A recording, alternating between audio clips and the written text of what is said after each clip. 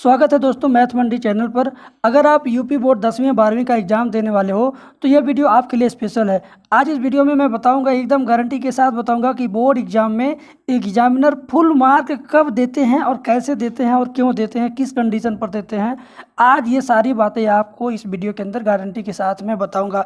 इसके अलावा अगर आप 2021 में 10वीं या 12वीं का एग्ज़ाम देने वाले हो तो यह वीडियो आपके लिए बहुत ज़्यादा इंपॉर्टेंट होने वाली है। इस नाते इस वीडियो को शुरुआत से लेकर के आखिर तक जरूर देखना। यह वीडियो देखने से आपको हर विषय में लगभग 10 से 15 नंबर का फ़ायदा होने वाला है।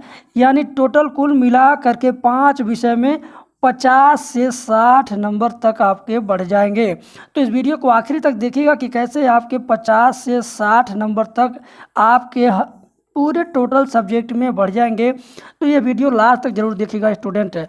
इस वीडियो में मैं आपको कुछ पॉइंट बताऊंगा जो आपके लिए बहुत ज़्यादा इम्पॉर्टेंट होगा। जैसे कि राइटिंग ख़राब है तो क्या करें, बोर्ड एग्ज़ाम में कॉपी मिलते ही सबसे पहले आपको क्या करना है, ये सारी बातें आपको इस वीडियो के अंदर मैं बताने वाला हूँ। इसके अलावा स्टूडेंट, अगर कोई प्रश्न आधा आ रहा है तो क्या करेंगे आप कॉपी में, जब आपको लिखना होगा बोर्ड एग्ज़ाम के टाइम पर कोई प्रश्न यदि आपको आधा आ रहा हो तो आप क्या करेंगे, कोई प्रश्न एकदम से नहीं आ रहा है तो आप क्या करेंगे, उसका उत्तर कैसे लिखोगे, ये सारी बात इस वीडियो के अंदर बताई जाएंगी। अगर आप सोच रहे हो कि ज़्यादा पेज लिखने से ज़्यादा मार्क मिलते हैं तो इस वीडियो को अंत तक ज़रूर देखना। इस सारी बातों को एकदम क्लियर कट करके मैं बताने वाला हूँ ताकि आपको ज़्यादा से ज़्यादा फ़ायदा हो और आप हमेशा के लिए फ़ायदे में ही रहें। अगर चैनल पर नए नए आए हो तो आप चैनल को सब्सक्राइब कर लीजिए, घंटी वाली बटन दबा दीजिए ताकि इस तरह की वीडियो का नोटिफिकेशन आपको लगातार मिलता रहे और आप इस तरह के मोस्ट इम्पॉर्टेंट वीडियो से लगातार अपडेट होते रहें। आ जाते हैं हम अपने मेन टॉपिक पर कि बोर्ड एग्ज़ाम आप देने चले गए। बोर्ड एग्ज़ाम में कॉपी मिलने के तुरंत बाद आपको क्या करना है, सबसे पहले आपको रोल नंबर लिखना है, वो भी शब्दों में और अंकों में लिखना होता है। बेटा रोल नंबर लिखते समय स्टूडेंट बहुत बार मैंने देखा कि गलती करते हैं। मैंने कई बार एग्ज़ाम में मैंने कई बार ड्यूटी किया हुआ है तो वहाँ पर मैंने चेक किया, बच्चों को देखा कि वे लोग कई बार रोल नंबर लिखने में काफ़ी बड़ी मिस्टेक कर देते हैं ना। तो इसको बेटा ध्यान से सावधानी पूर्वक आप लिखना। अंकों में भी लिखने के लिए बोलता है और शब्दों में भी लिखने के लिए बोलता है, तो दोनों तरीक़ों से आपका रोल नंबर सही होना चाहिए। उसके बाद आपको सब्जेक्ट फिल करना है। सबसे मेन बात यहाँ पर आती है पेपर कोड में।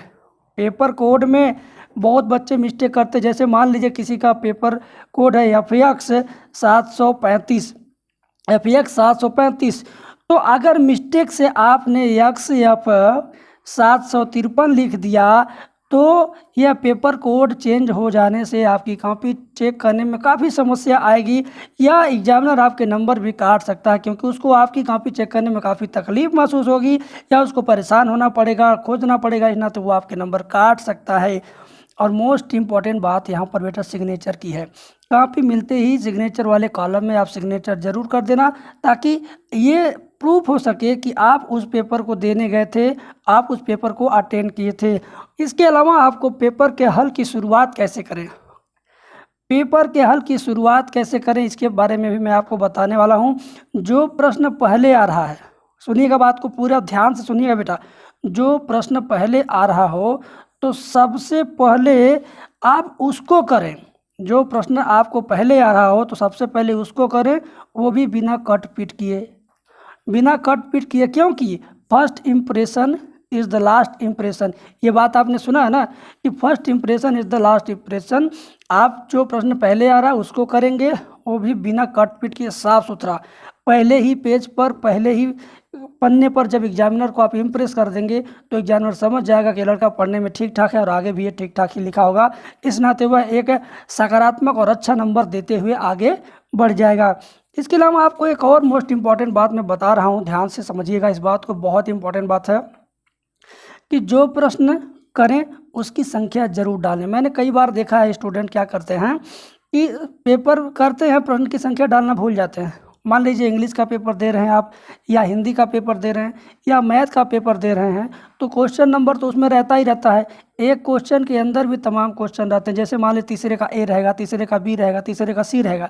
आप जब क्वेश्चन नंबर 3 डाल दिए, लेकिन तीसरे का ए था कि बी था कि सी था ये नहीं डाले, तो ये भी एग्जामिनर को कंफ्यूज करेगा। जब एग्जामिनर आपका कंफ्यूज होगा तो वह आपको एक अच्छा नंबर न दे करके कुछ काट पीट जरूर कर देगा।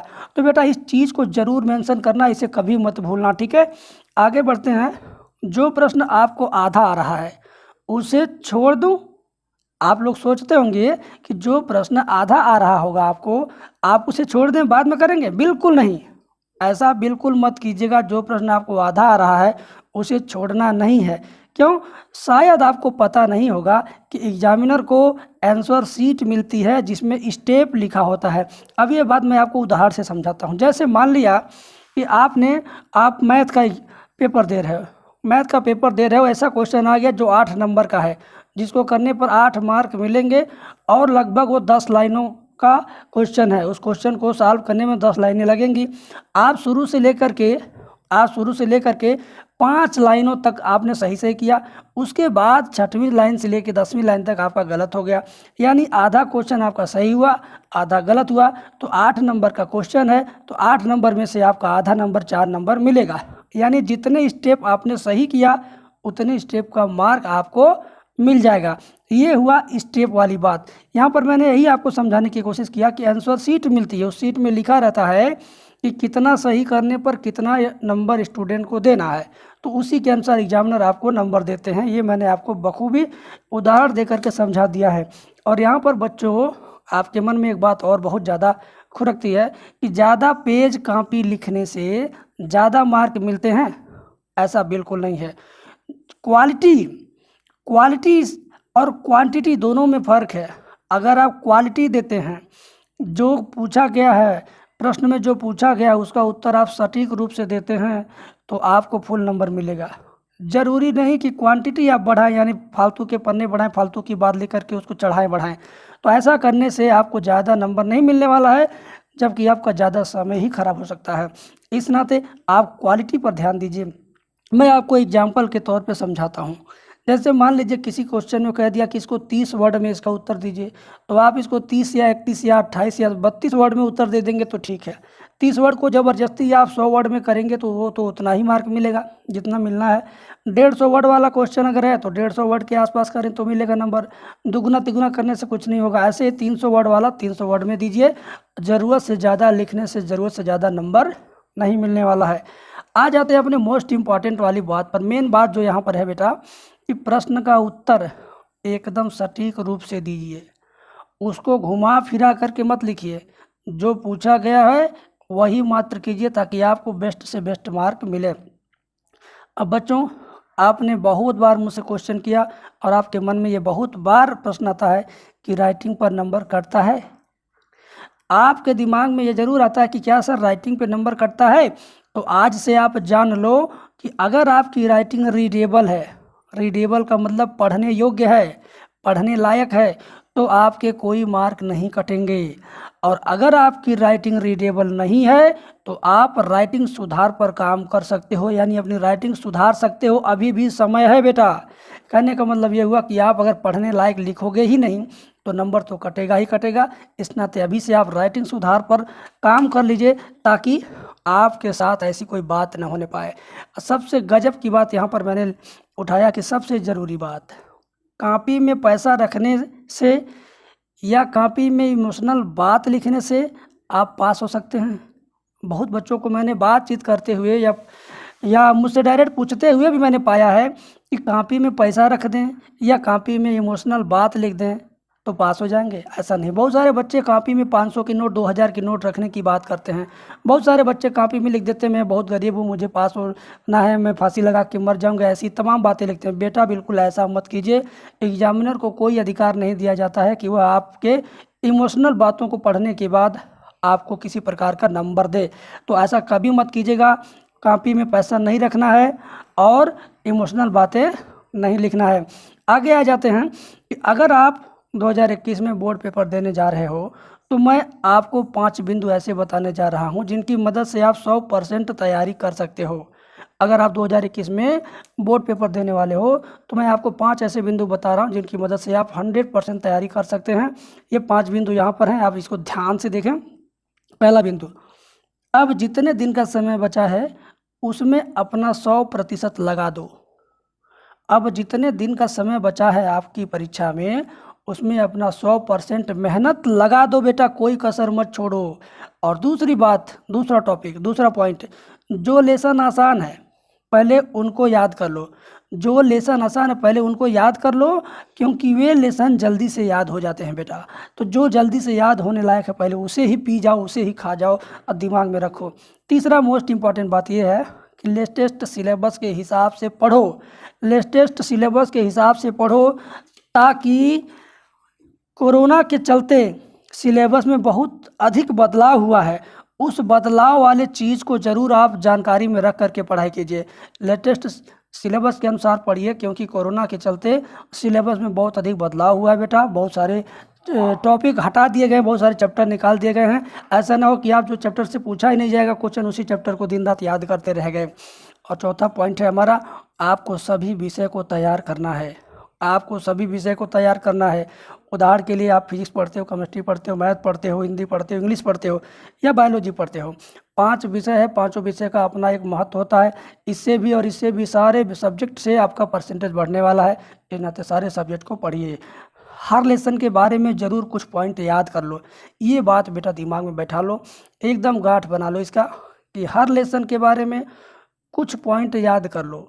ऐसा मैं क्यों कर रहा हूँ बता रहा हूँ, क्योंकि अगर किसी परिस्थिति में आपको कोई प्रश्न नहीं आ रहा है तो आप उसे बना कर लिख सकेंगे। इसका ये फ़ायदा होगा कि हर लेसन के बारे में कुछ न कुछ ज़रूर याद करके ज़बरदस्ती ज़रूर याद कर लो, ताकि कोई प्रश्न अगर ऐसा आ जाता है जो आपको समझ में नहीं आता है, लेकिन अगर उस चैप्टर से कुछ पॉइंट आपको अगर याद रहेगा ना तो आप उस प्रश्न को बना करके लिख लोगे। तो ये बात आप दिमाग में ज़रूर बैठा लेना। और यहाँ 5वीं बात, जो लास्ट 3 साल के पेपर आप ज़रूर तैयार कर लो। पिछले 3 साल के पेपर आप ज़रूर तैयार कर लो, ताकि आपको पता चले कि क्या पेपर पैटर्न आता है और कितने हार्ड क्वेश्चन आते हैं और कितने इजी क्वेश्चन आते हैं, कितने हार्ड क्वेश्चन आते हैं और कितने इजी क्वेश्चन आते हैं। ये सारी बातें आपको तब पता चलेंगी जब आप पिछले 3 सालों के पेपर को अच्छे तरीके से तैयार करेंगे। और यहाँ पर बच्चों आपके लिए मैंने बहुत बड़ा अनाउंसमेंट रखा है। क्या है वो अनाउंसमेंट, आप इसको थोड़ा सा गौर से देखिए, आपको 100% समझ में आ जाएगा कि बहुत बड़ा अनाउंसमेंट है बेटा। देखिए अगर आप हिंदी मीडियम के छात्र हो तो आप सभी के लिए बहुत बड़ी अनाउंसमेंट है। बहुत बड़ी अनाउंसमेंट क्या है, मैथ में फेल होने से बचना चाहते हो, कम समय में मैथ तैयार करना चाहते हो।